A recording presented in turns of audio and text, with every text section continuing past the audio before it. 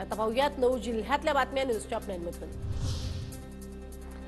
तुळजाभवानी मातेचं मंदिर 22 तास दर्शनासाठी खुलं राहणार। नाताळ आणि नववर्षाच्या सुट्टीनिमित्त गर्दीच्या अनुषंगानं मंदिर संस्थांचा निर्णय। तर नाताळच्या सुट्ट्यांनिमित्त पंढरपुरात भाविकांचीही अलोट गर्दी। दर्शनासाठी भाविकांच्या लांबच लांब रांगा।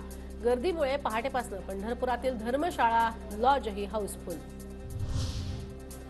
वाशीमध्ये कृषी विभागाच्या सांस्कृतिक महोत्सवाचं आयोजन। कृषी कर्मचाऱ्यांकडून गायन, नृत्य, नाट्य, पथनाट्य, भारुडाचं सादरीकरण। गोंदिया जिल्ह्याच्या वार्षिक नियोजन सभेमध्ये 271 कोटी 49,09,000च्या प्रारूप आराखड्याला मंजुरी। या निधीतनं सर्वंकष आढावा तयार करण्याचे पालकमंत्री धर्मराव बाबा आत्राम यांचे निर्देश। अयोध्येतनं आलेल्या राम मंगल अक्षता कलश शोभा यात्रा रथाची साताऱ्याच्या कोरेगावातनं भव्य मिरवणूक। रथयात्रेत मोठ्या संख्येनं भाविक सहभागी। भंडाऱ्याच्या मोहाडीमधील देव्हाडा ग्रामपंचायतीमध्ये 31 लाखांचा अपहार केल्याप्रकरणी ग्रामसेवकावर गुन्हा दाखल। राकेश वैद्य असं आरोपीचं नाव। तर बातमी नांदेडमधून आहे।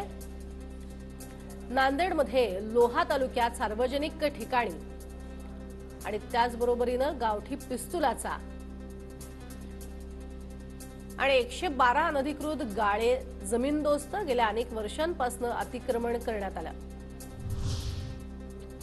तर गडचिरोलीच्या पोर्ला जंगलामध्ये मुलीची हत्या करणाऱ्या आरोपीला 24 तासात अटक। प्रेम संबंधातनं हत्या केल्याची आरोपीची कबुली। नांदेडमध्ये गावठी पिस्तुलासह 3 अटक। माळटेकडी उड्डाणपुलाखाली 3 तरुणांना ताब्यात घेतलं।